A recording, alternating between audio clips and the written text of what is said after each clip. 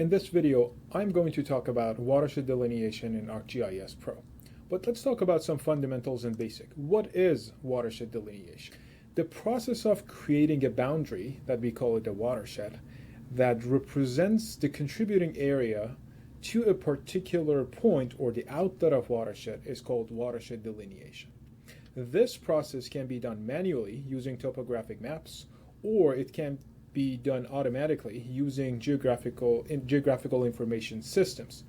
We are going to use ArcGIS Pro to automate this process for us. The other question that you might ask is, what do we need to be able to do watershed delineation? The major and the main input data that you need for watershed delineation is a digital elevation model, or a DEM. USGS has defined a digital elevation model as a representative of a topographic area. But I want to give you a simpler definition of a digital elevation model using an analogy with a photo. Consider the photo on the left-hand side of this slide. This is a photo of a bridge on Mississippi River in Minneapolis, St. Paul. If I zoom in the area that you can see, in the red area actually, that you can see the building, if I zoom in enough, you'll be able to see every single pixel in this photo. If I ask you what does a pixel represent, you would tell me that a pixel in this photo represents a color. Some pixels are black, some pixels are light blue, some pixels are pink. Think about it like this. A digital elevation model is an image, is a pixelated image, but every pixel represents an elevation.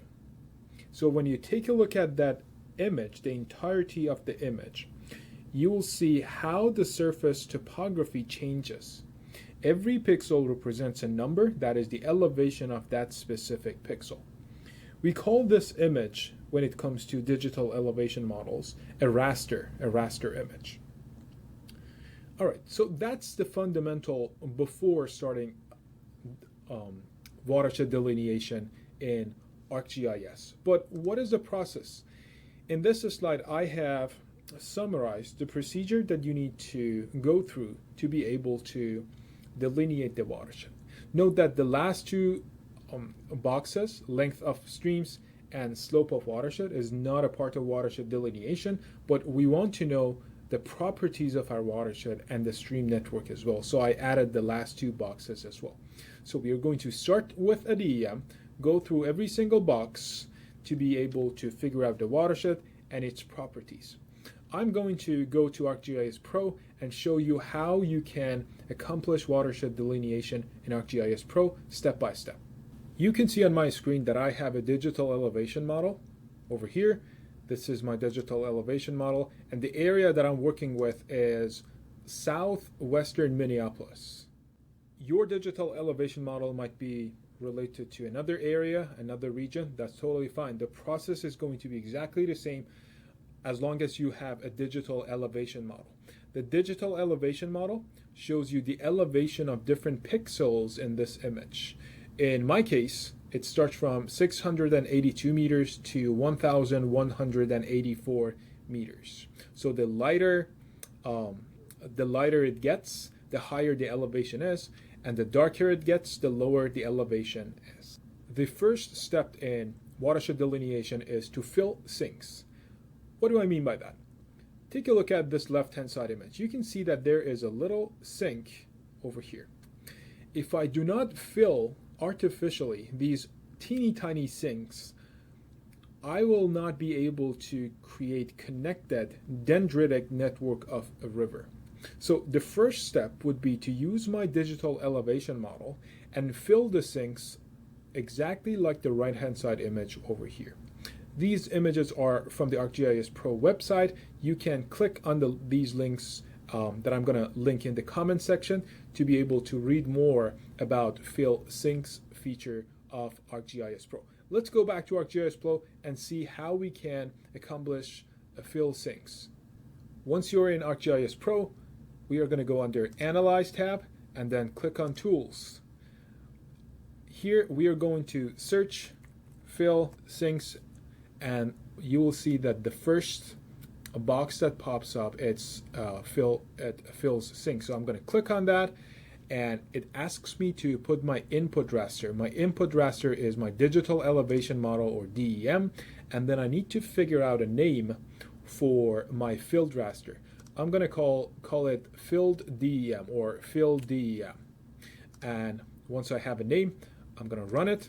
After a couple of seconds, depending on your computer, you are going to see that another raster has popped up on this contents bar of your ArcGIS Pro. I am going to check the old DEM off, and now if I zoom out a little bit, you will see that this is the filled raster. Let's move to next step. The next step in watershed delineation is calculating flow directions. In other words, we want to figure out if these are the pixels. We want to know if we put a drop of water on that pixel, what direction that drop of water will go.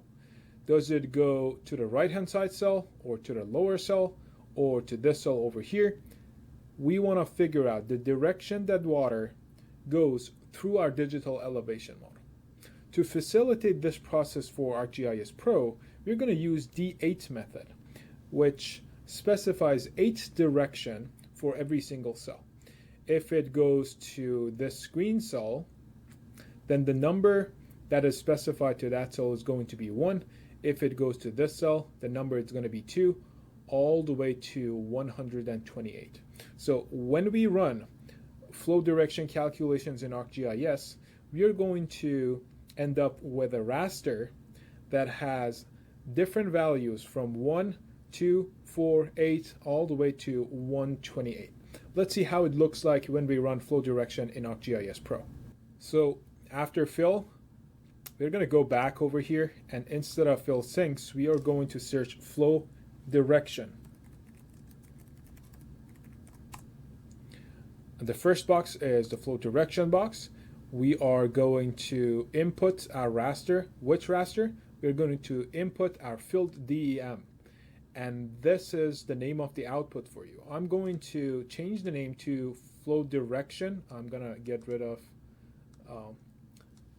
everything after the dash line. And the method that we are going to use is D8, or 8 directions. And then click run.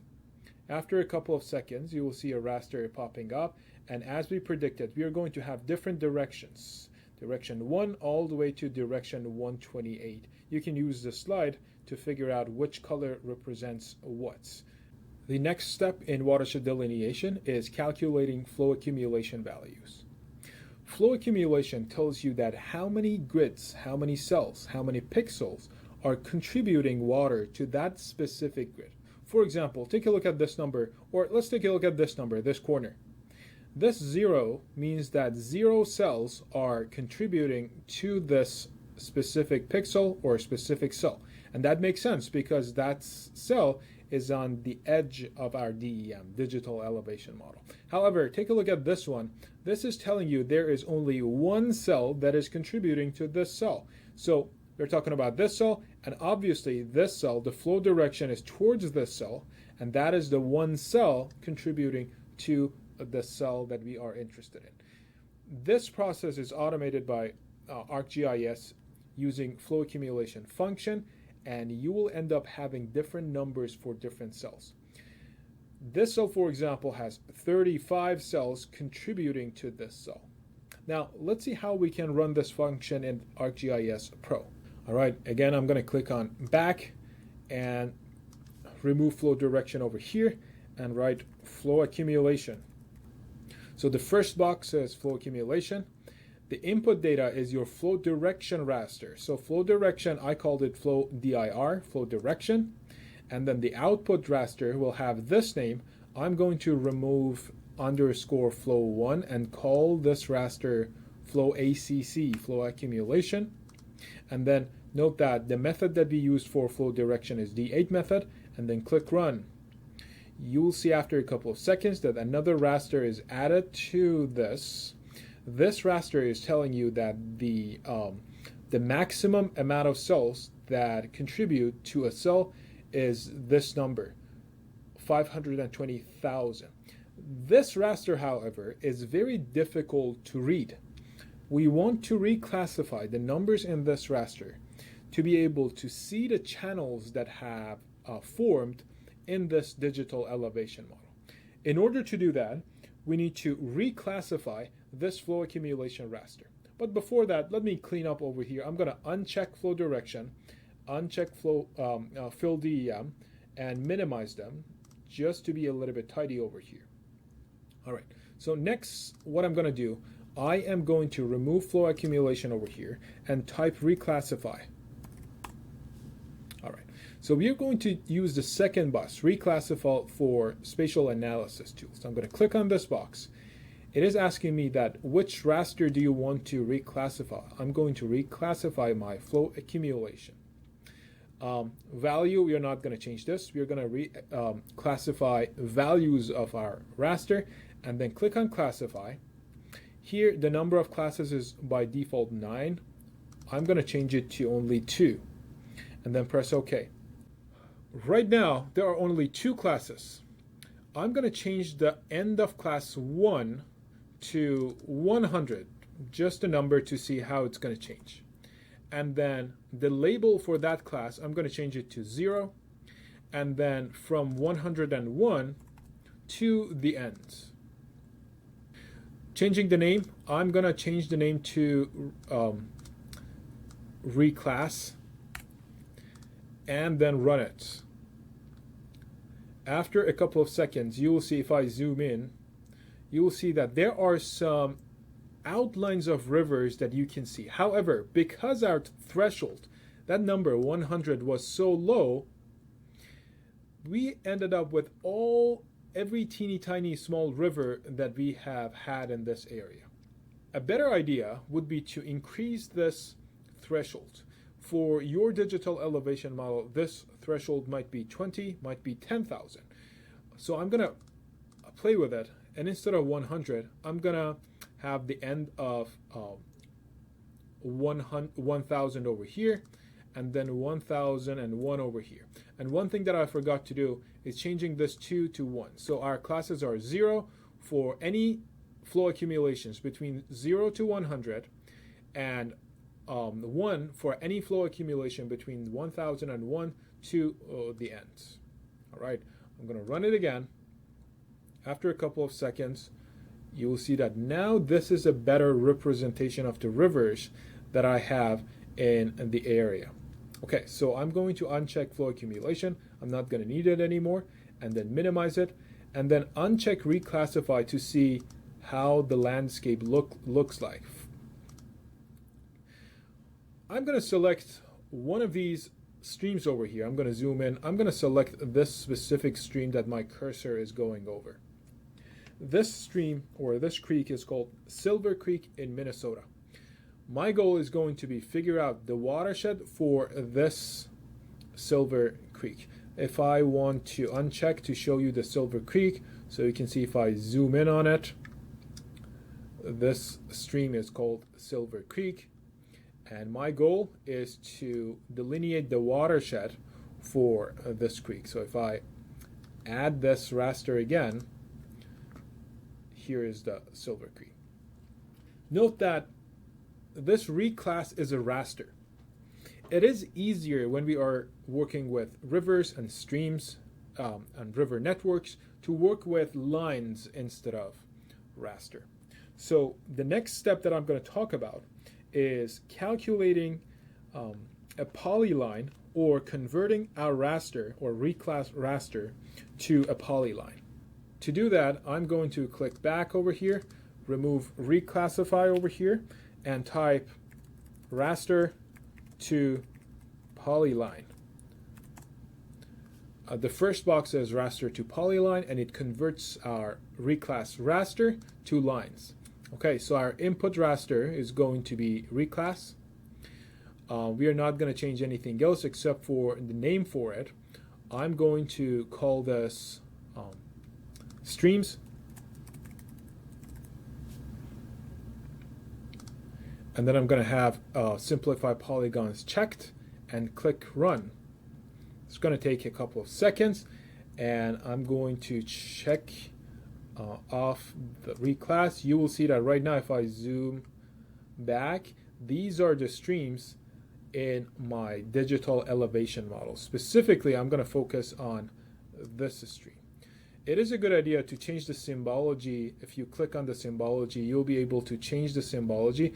I'm going to select Waterline, and the color right now is very light. In order to change it, I'm going to go to Properties, and instead of this lighter blue, I'm going to select a darker blue and apply. So you can see right now if I zoom back, these are the streams that I determined based on the digital elevation model. Okay, so my goal is to focus on this stream that I'm going over and figure out the watershed for that. The next step is to create an outlet for this stream. Since I'm going to focus on Silver Creek, I'm going to add an outlet somewhere over here and then create the watershed for that specific outlet. In order to create an outlet, I am going to go under View tab and then click on Catalog pane. Under Databases, this is the database that I've been working with, .gdb geodatabase. If you expand it, you can see all the rasters and the streams that I created. I'm going to right click on it and add a new feature class. What is a feature class? A feature class could be a polygon, a line, or a point. So I'm going to select the feature class, call the feature class outlet, and then because my point is going to be the outlet of my watershed, I'm going to select a point and then finish. After a couple of seconds, there will be a point feature added to my geodatabase. So right click on that point feature and click on Add to Current Map. This is over here. Although I have a point, but I have not specified where I want that point to be. I want the point to be over here, right? So I'm going to go under Edit tab and then click on Create. By default, there are two items showed up over here. I'm going to click on Outlets and then click on this next arrow over here, and I can go ahead and put this point as an outlet of my stream wherever I want to. So I'm going to zoom in a little bit, and I'm going to put the outlet right over here. Perfect. You can see that when I left click, there is a blue point added to that stream. Once you're done, you're going to click on Save and then Yes. And after that, click on this Clear. You can see a red point has been added to this point. Right now, still your cursor lets you to add more points, but you can go under Map tab and click on Explore to get rid of that cursor. Okay, so that's the point for my Silver Creek, the outlet point for my Silver Creek watershed. I'm going to change the symbology of that too to something. I'm going to go to Gallery over here and click on Circle 1 to something bigger, more visible. Now that I have the outlet, I am ready to delineate the watershed. How do I do that? If you go under Analysis and Tools, instead of searching raster to polyline right now, I'm going to search watershed and press Enter. The first box is the watershed toolbox, and I am going to select my flow direction, and flow direction was called flow dir, and we are going to select our outlets, which is this point, and pick a name for the watershed that we are going to create. Note that this watershed is going to be a raster watershed, so I'm going to call it Raster Watershed. And then click Run. After a couple of seconds, you'll see a watershed, a raster watershed is created for Silver Creek. Now, this watershed, as you can see over here, is raster. What we want to do is to convert this raster watershed into a polygon watershed, so we can change its color and it's easier to work with, and we can figure out the area of that raster watershed. So the next thing that I want to do is click on back over here, remove watershed, and search raster to polygon. All right, the first box, raster to polygon. The raster that I want to convert is raster watershed. I want to convert it to a polygon that has the name of watershed. And make sure that simplify polygons is checked if you want your lines to not be squared edges. And click run. After a couple of seconds, you will see your watershed is created over here. Perfect. Now you can click on the symbol of the watershed and change it to whatever you want. I'm gonna select this black outline shape. This is how you create the watershed for any specific outlet. To make it even more clear, I'm gonna select the symbology of the outlet and select the red points so it's clear that my outlet is where. Okay, so now if I zoom out, you will see the delineated watershed that you have over here. Now that we have the watershed, we want to find out the area of the watershed, and also we want to figure out the length of this river, the length of our Silver Creek in Minnesota. There are multiple ways of doing that. One of the easiest way of figuring out the area and the length is under Map tab.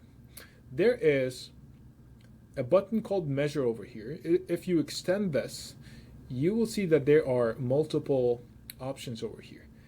This is probably one of the easiest ways of measuring length and area. So if you click on Measure Feature, first of all, you can select your unit. I'm going to use the metric units.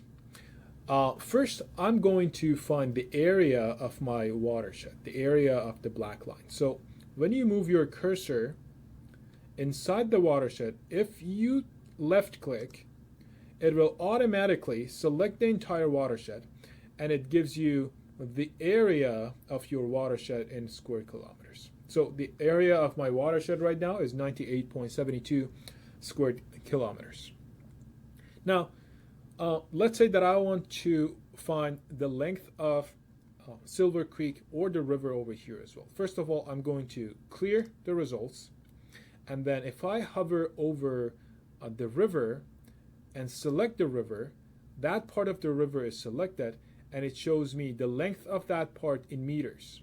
So it's 9,000, about 9,000 meters for that part. Now the rest of it is over here. I'm going to click on it, and the rest of it is 10,000 meters, and the sum of these two parts would be about 20,000 meters. This is a great and simple feature to figure out the length of a stream network, and that length is going to help you in time of concentration calculations if you are doing hydrologic modeling. And the last thing that I want to show you how to do is how to calculate the slope, the average slope of this watershed. First of all, let me close this measure feature over here. In order to calculate the slope, we are going to use the digital elevation model that gives us the elevation of every pixel, and using that, calculate the slope of the watershed. So I'm going to get rid of everything else that I don't need over here, except for digital elevation model. I'm going to check off the base map over here. I'm going to add digital elevation model. You can see right now, this is my digital elevation model. It is very big. What I'm interested in is just the elevation inside my watershed. So I need to use my watershed, the boundaries of my watershed, as a cookie cutter to cut the digital elevation model. In order to do that, that function is in ArcGIS is called clip. So I'm going to go under Analysis and then Tools. Over here, search Clip Raster. Okay, so I'm going to use the Clip Raster data management tools over here. My input raster is my digital elevation model. The output extent is going to be based on watershed based on the boundaries of my watershed, and then I'm going to check use input feature for clipping geometry. The name that I'm going to use for my clipped raster is going to be DEM_clip. I'm not going to change it, and click run. After a couple of seconds, you will see that right now I have a clipped version of my raster. Okay, so every single color over here, if I extend it for you, every single color represents an elevation. What I want to do is to use this raster to calculate the slope of the watershed. So again, I'm going to click back and search slope. We're going to ask ArcGIS. I'm going to select the second box under Spatial Analyst Tools. We're going to ask ArcGIS to use the clipped digital elevation model and create a raster that gives me the slope. I'm going to change the name to slope. It wants to know what would be the unit of the slope. Instead of degree, I'm going to use %rise. And the method for calculating slope and z-factor, I am not going to change. After clicking run and a couple of seconds, you will see that this is the slope of your watershed. The numbers over here, they are in percents. Now, what I want to have is an average number for the slope, right? If you right-click on your slope on the table of contents and then click on create or go to create a chart and a histogram, you will see that right now this would be empty because you need to select the raster. I'm going to select one band or band 1 of the raster, and this is the histogram of the slopes in your watershed, in this watershed. The red line over here is the mean or average slope in your watershed. So the mean or average slope in my watershed is 5.75%. And this number represents the average slope of the watershed for Silver Creek in Minnesota. All right, in this video, you learned how to delineate a watershed using a digital elevation model. You learned how to calculate length of a river network, how to calculate the area of the watershed, and how to calculate slope and average slope for a desired watershed.